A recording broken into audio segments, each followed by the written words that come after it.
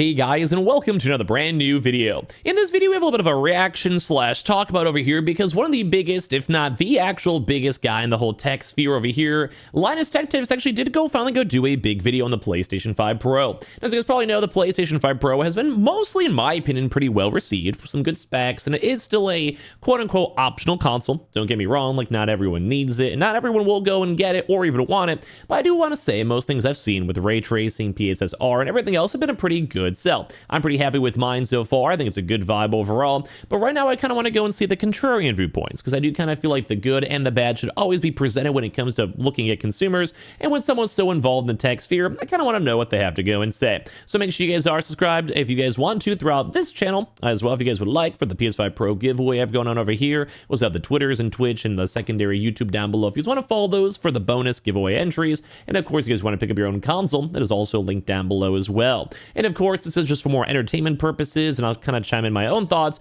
but I do kind of feel like someone like Linus Tech Tips doesn't really necessarily need my own introduction, so I want to kind of go give my thoughts and comments as we kind of look through it ourselves. So let's go and dive on and see what he has to go and say. Do you have a PlayStation 5 Professional yet? What? I do. You do? We're late? Well, whatever. We're checking out the PS5 Pro, and I am actually pretty excited about this thing. I know that a lot of the coverage of the PS5 Pro has been focused on the $200 plus price hike. It's a little expensive. But there's actually a lot of value in here that I don't know if Sony is getting.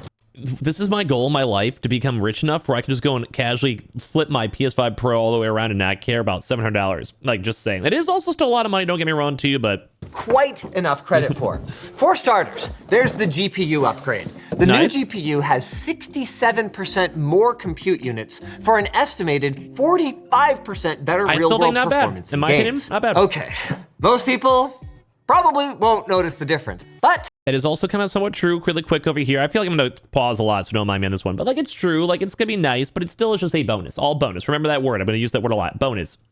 there's more. We lose the disk drive, which is Makes me actually sad. a Was gigantic stupid. bummer. $80. But what we gain is a Not 2 cool. terabyte rather than 1 terabyte SSD, and it wasn't I even do a like full that. terabyte on the original console. And we get another 2 gigs of DDR5 memory that is dedicated to the CPU, giving us the entire 16 gigs of GDDR6 Blowing up and memory down. for the GPU. Once again, I have love that he sequestered just, myself, like, not flew off looking down at there, other dude. coverage in order to bring you guys the freshest impressions, and I feel like my wife. I thought it was gonna be bigger.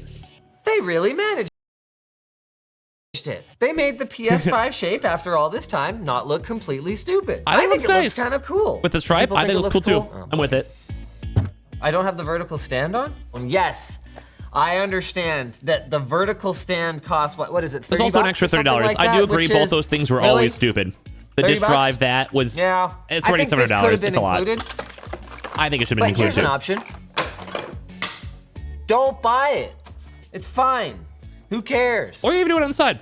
What? It's not gonna fall over. It's fine. He's giving me anxiety, It's man. fine. I'm gonna go on Bamboo Handy right I'm not now. that rich. And there's nothing. But there is a PlayStation 5 Slim vertical stand, so whether you use a mail order printing service or you just find a friend that has a 3D printer or a local makerspace, I believe in you.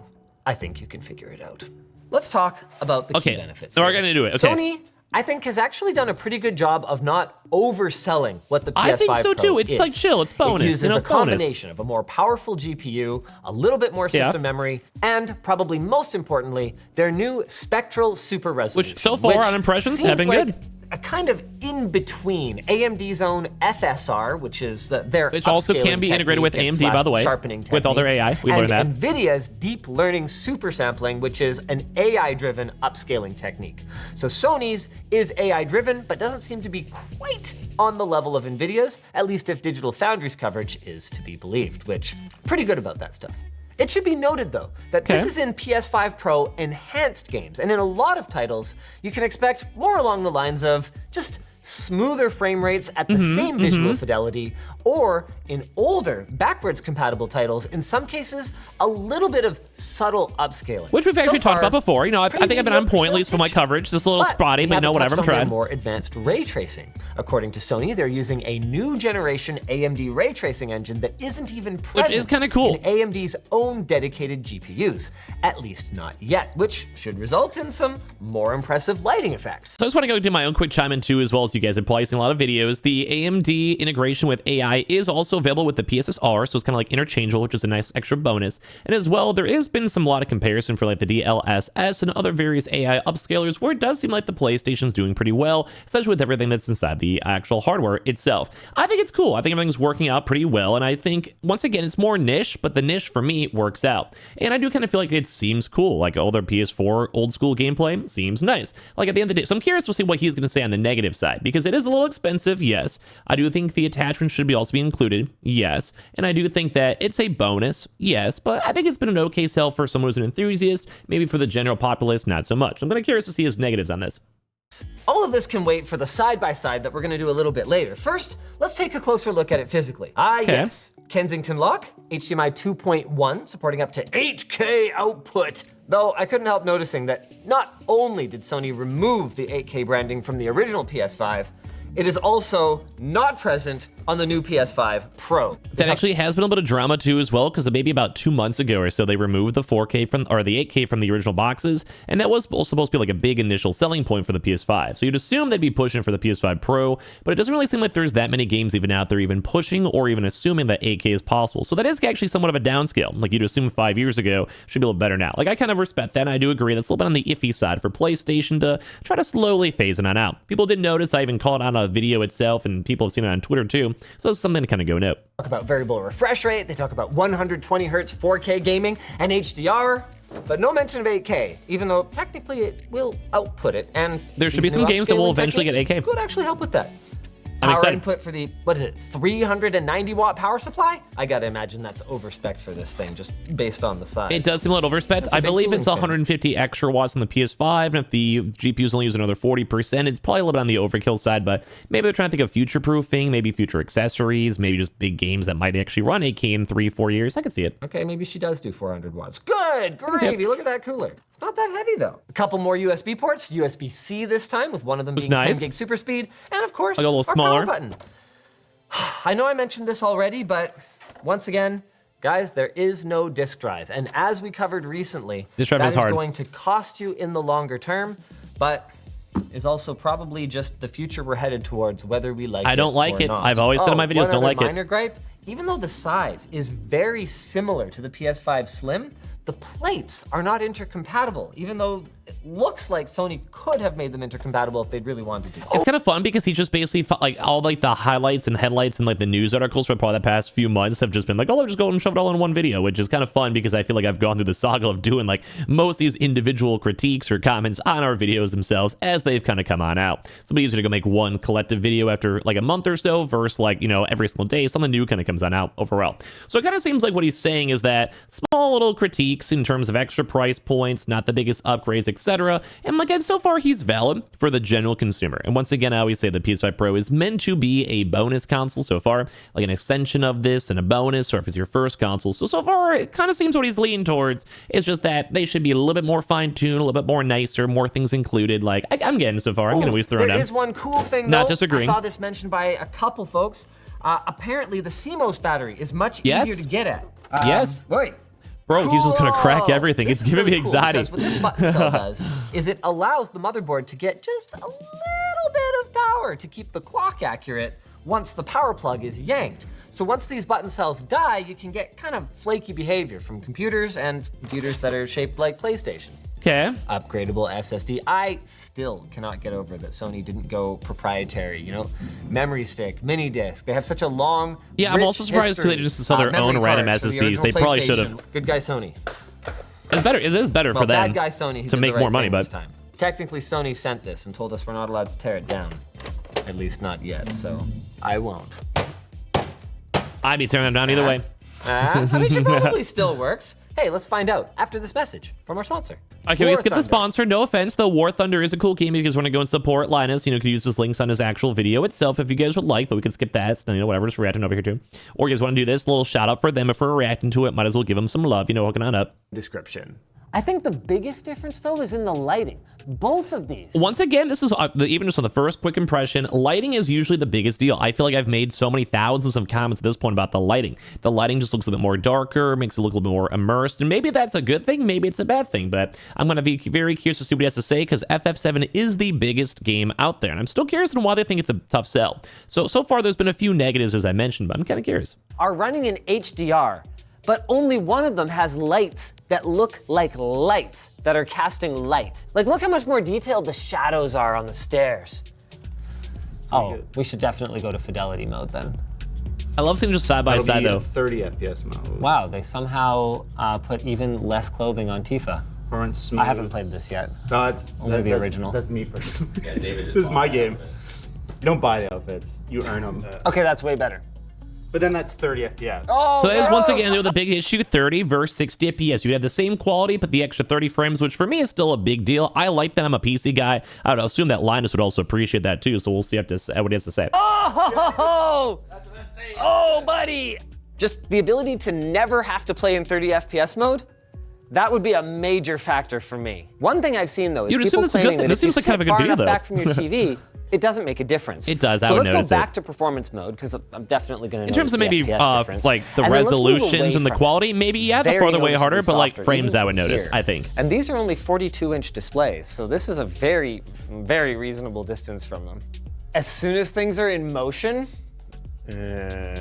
like the lighting across his six-pack. This is a cutscene, and these games have really good like cutscene rendering. So I'd be interested to see once we're in the battle how it feels. He put fire on my body. Okay, I get aliasing on the back rail. You're in screen, yeah, I'm getting more aliasing. And I saw a little bit of flickering on the stairs when we were coming into the Coliseum. So you can kind of go and see just the big difference as I move my camera down over here. It really does seem like the more vibrant colors. It looks like you're more immersed on him. Like it feels like this almost looks like there's a spotlight in front of the gameplay to make the gameplay pop more. This looks like you're more actually immersed in the game itself on the pro side. I still think so far, like based on this video, they haven't had a big like selling point on it of why they're against it. A few little small things, yes, that may add up and some people may skew over the favor so far. I get that, but so far I think I kind of like it. Like I think I'm not really fully, I might be biased. I'm a YouTube guy, I got one. Like, I mean, you guys can let me know in the comment section down below, I don't mind. But like, yeah. However, I also saw it on that one, so it seems to be just like a rendering error of some sort. Or maybe a realistic representation of like crappy LED lighting. You're not Marvel, Sony. They already sold me the game, but they can't just let me play it. Fidelity Pro still runs at 30 frames per second? Yeah. But I think it's a native 4K. Okay, but here's what I want to see. Is my Performance Pro gonna look like your Fidelity? I did Performance. The fact that we're looking this closely tells you pretty much everything you need to know. So maybe he's trying to go and say like, and a lot of people have made this critique, you have to have that magnifying glass to fully appreciate it, which is why some people who have gotten their consoles so far are like, hey, this feels good. Like you have to physically see it yourself and enjoy it. While some people are like, hey, it's close enough, which I can understand, which is why maybe that might be his biggest point. If it's close enough, you don't have to super worry about it. If it's close enough, you can just be like, hey, I can stick with my PS5 for another 4 years, not a big deal, or jump to PC, which I've said a lot on my channel. I kind of get. Like, I get it. Let's go back to gaming distance. I mean, like, if I'm buying a PlayStation today anyway, and I just, you know, I'm like, oh, I don't know, whatever, I have $200 extra burning a hole in my pocket, sure, whatever, buy a Pro. Do you want to see your 30 FPS mode versus my FPS mode? You know what? This is actually quite playable, especially compared to Final Fantasy Rebirth. Yeah. Like, this is fine. This is probably somewhere between 45-ish FPS. Wait, I think it's locked 30. It looks better than 30, that's for sure. She's like, feel it too. Like, she feels responsive. There's no way that's... So he's trying to go and say too, like, no matter what, I think on the purely... 30 FPS, it's just not. I might be wrong. See, I'm trying to get their console vibe. brain now. He's like, I'm so console brain. So like, it is one of those things where you do have to kind of somewhat notice the differences. But if you kind of actively are like, well, you're one of those people who are very anal about it, I think you'd be able to have the chance to go and notice it pretty well. Because once again, even glancing on this one too, in the same similar monitors, it does look just a little bit nicer and the better frames are nice. But once again, it's always just bonus. So it's okay if you don't want it. The difference between 30 and 40 is very, very well. Okay, most people don't care, but I still think it's a little silly to be remastering a game that's this new. But I don't mind it too much when it's a $10 upgrade. If they made me rebuy it, yeah, I'd be freaking pissed. This looks exactly the same. Let's get to the gameplay. Yeah. We're gonna get to the gameplay. Motion blur off. See you later. Thank you for the option. That's 30 FPS for sure. Yep. Oh, yeah, I'm getting a little less shimmer than you. It's worth $200. I mean, some people are okay with it. Balanced, and I'm gonna see if it still looks about the same, but I'm getting way better FPS. I mean, I guess it depends on how good you are at the combat. I spent a lot of time slinking around in the foliage, okay? David, do you want to change yours to favor performance? You can tell there's a bit too much of an over-sharpening filter applied to yours. The upscaling is doing some work, but I don't know if I'd never seen this. We're doing side-by-side because it's fun to play these kinds of games. If it wasn't side-by-side, I could not tell you which one is which. Honestly, I do want to say, and I can't agree on this one too, because I think they're kind of throwing out some big critiques for general consumers. I still think they're trying to basically say it looks close enough. Like, it's chill enough. If you just want to get your PS5, that's totally fine. And I think I agree with that. Like, I think I've always been saying that for the past few weeks on my channel itself, and I'm sure you guys It's nice that there's 55 plus games that are already PS5 Pro and there's probably be more patched. over time. I expect that the games that are more poorly optimized are gonna see the bigger boost, whereas all these Sony first-party games are all pretty friggin' tight on the PS5 that the jump in fidelity wouldn't be worth it. Which is tough because that's why you buy a PS5 is for the Sony first-party stuff. Yeah. So not a bad machine. You're getting the extra performance. You're getting some quality of life improvements. You're getting extra storage. But when we compare the value proposition to the original PS5, or especially to the PS5 Slim, you can get a Slim, a disk drive, and a portal so that you can play your games on the go all around your house for the price of just the box here. You know what else you can do? Subscribe to Short Circuit. So in my honest opinion, okay, let me kind of wrap it on up because I kind of agree with his takes. Once again, it's just a bonus. If you want to have a pure value, I don't think the PS5, if you've never gotten a console yet, is that bad. Although don't forget the PS5 Pro will last a little bit longer, and as well also does have the AI, which will probably, in ray tracing, which will probably last a bit longer too as well. I'm not paid by PlayStation, so I don't really mind if someone disagrees. Like, it's whatever. I mean, I'm just making videos on it. But it's kind of intriguing to go and see because it seems like he doesn't really like it. He maybe just wants to have people just get the normal PS5. I would kind of agree because my take has been if you have a PS5 and you don't want to spend the extra money, that's fine. If you want to do a trade-in and maybe work on out, but as well, don't forget a PC will most likely get you a better overall experience. But for just casual gaming, hanging on the couch, or just as well if you never had a PlayStation and you do want to check out the PlayStation exclusives, I do think the Pro is actually a pretty good valid call. Once again, it's more of a want rather than a need, and there's nothing wrong with just sticking with the PS5. Going to PC, or as well waiting for the PlayStation 6. It's just if you have the extra money, you want to go picking it up, you guys totally can if you guys would like. But I do think there's a few small critiques of how it could have been better and could have been a little nicer. Include the disk drive, would have been nice. Have the random stand, would have been cool. Maybe even make it $750, would have been great. But at the end of the day, I can understand why some people are skeptical on it, why they might be like, hey, I'm just gonna wait for the 6. And I think you made a good valid point. Nothing super crazy, not like a hot take of like, this is horrible, but I can see why they thought this at the end of the day. So I want to hear your thoughts and comments from one of the biggest tech reviewers out there, if not the biggest guy out there. And we'd love to hear your thoughts and comments and everything down below. So make sure you guys are subscribed here for the PS5 Pro giveaway, the second channel, the Twitter, Twitch, all that good stuff. Link down below, or pick up your console as well in the affiliate links. And I'd love to see you guys in your thoughts and comments on everything down below.